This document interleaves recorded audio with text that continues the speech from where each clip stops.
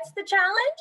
The challenge is trying to find a moment in the week, usually on the weekend, after you've spent 5 minutes a day practicing one of the other skills, to try and do something family fun or with your friends and neighbors that combines all of the skills into one fun activity day.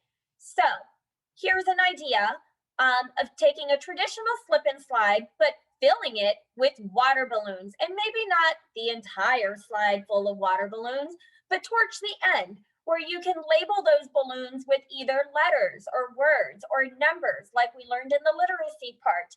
And when the children find that ball or letter, balloon, they can name a word or a sound or something that goes with that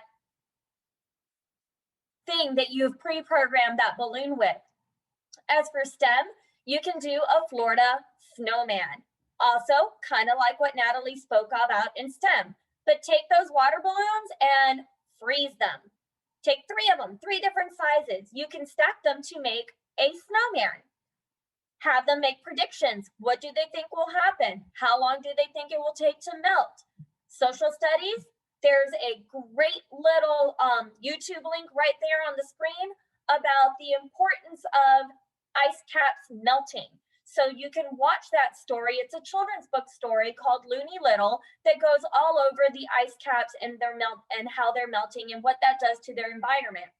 And as far as social emotional goes, use that water from the water balloons to clean outdoor things.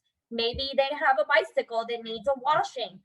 Maybe there's some picnic equipment or outdoor grilling equipment that needs to be washed. You can reuse that water, which is environmentally sound, and have them help cleaning up around the outdoors of the house.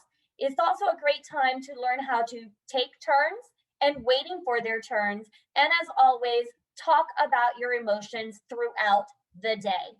And we cannot wait to have you join us in the fall for Falling Back to School. We hope that you enjoyed this evening and we look forward to seeing you again.